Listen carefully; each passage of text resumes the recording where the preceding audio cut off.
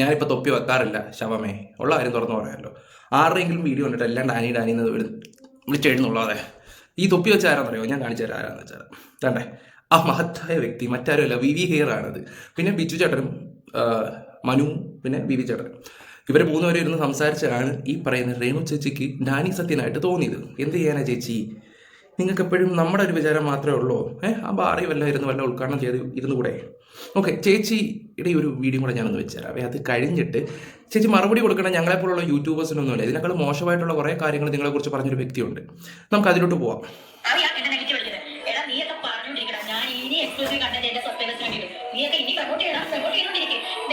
എനിക്ക് ഇഷ്ടമുള്ളത് ഞാൻ ചെയ്യും, മനസ്സിലായത്? എന്റെ ഇഷ്ടമാണ്. നിനക്ക് വെല്ലുവിളിക്കുക, നീക്ക് ഇനി ഇട്ടോണ്ടിരിക്കടാ, ഞാൻ ഇനി എന്റെ എക്സ്ക്ലൂസീവ് കണ്ടന്റ് ഇട്ടോണ്ടിരിക്കും. നീക്ക് നിന്റെ കാര്യം നോക്കും, അല്ലെങ്കിൽ ഞാൻ ചെയ്യും. എന്നെ കൊണ്ട് നിനക്ക് എടുത്താലും കഴിക്കുന്നുണ്ട്. അപ്പൊ നീക്ക് എപ്പോഴും 3 പേരുടെ കാറിലെന്നെ എനിക്കല്ലേ പറയുന്നത്. നീക്ക് ഇരുന്നോണ്ട് ഇങ്ങനെ ഇരുന്ന് പറഞ്ഞാൽ ഞാൻ നിർത്തുന്നാണ് വിചാരം. നിർത്തത്തില്ലടാ, ഞാൻ നിർത്തത്തില്ല.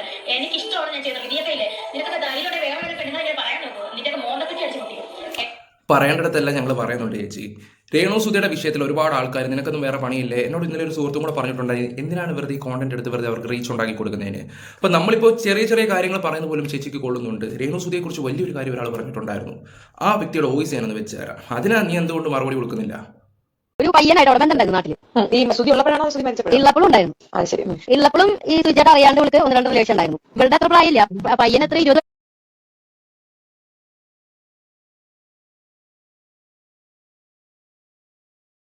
വയസ്സാണുള്ളൂന്ന് കേൾക്കണം. 20-25 അതിന്റെ ഉള്ളിലുള്ള പയ്യന് പ്രായം. ആ പയ്യനായിട്ട് എന്താ പറയാ, ഇപ്പൊ നമുക്ക് ഫിസിക്കൽ നീഡ്സ് കാര്യങ്ങളൊക്കെ ഉണ്ടാവുമല്ലോ. അപ്പൊ ആ ഒരു രീതിയിൽ ഇവള് എന്തായി ഫിസിക്കലി റിലേഷനായി. അങ്ങനെ റിലേഷനായിട്ട് ഇവള് പ്രഗ്നന്റ് ആയി.